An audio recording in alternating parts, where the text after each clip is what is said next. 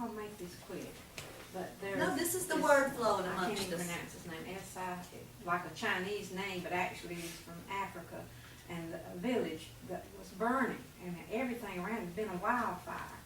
And he and a lot of the village were there fighting the fire.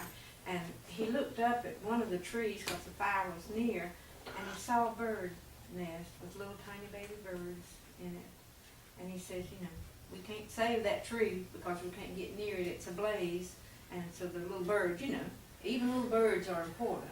But he saw the mother bird just frantically flying, but knew that if she came, she couldn't save them because it was too much ablaze. And as they stood there and looked, the mother bird finally flew down into the fire and spread her wings over the baby birds. And of course they all were turned to ash because the fire was too great. But he said that was one of the greatest lessons he ever learned. Sometimes it takes the supreme sacrifice. Oh, God. Hallelujah. Sometimes it takes the supreme sacrifice. Thank you, God. Hallelujah. Oh, this is word coming forth. I'm encouraged. I'm going to sing this song, but I want to hear it. I was going to say, it makes me think, and it kind of sounds kind of funny, but in a Star Wars movie, you know, one of the main characters is really going through a turmoil, you know, because he's, you know, supposed to be this chosen one, supposed to do such great good and basically, you know, save everything.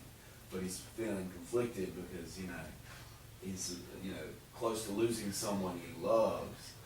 And because of it, you know, he ends up making the wrong choices and being on the wrong side and doing a lot of horrible things in an attempt to try to, you know, save the person that he loves.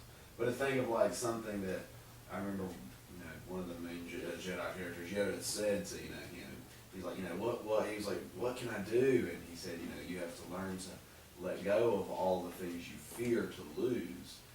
And as a kid, I always remember thinking, like, that's horrible. Why would you tell somebody to do that? You know, to let go of everything they're afraid to lose. You know, he loves people and stuff.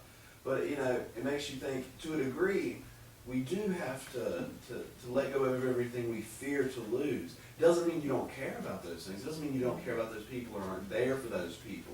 But we have to make sure that the only thing that we're afraid to lose is God. Oh, yes. And that we let go of everything else in comparison and hold on to Him.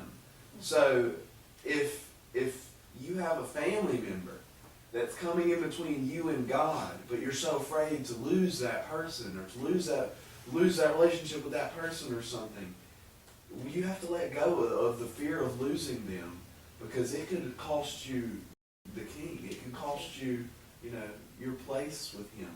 You know, if it's baseball, you know, you have to let go of the fear of losing a game, the fear of, you know, losing baseball, you know, if it gets in the way of God. And so I think that's the thing. I do think that statement really is deep, and it's true. You know, we really do have to let go of all of those things that we fear to lose.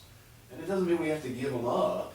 It just means that we have to let go of that fear, and we have to hold on to Him. It means what Alan heard from God. Do you trust me?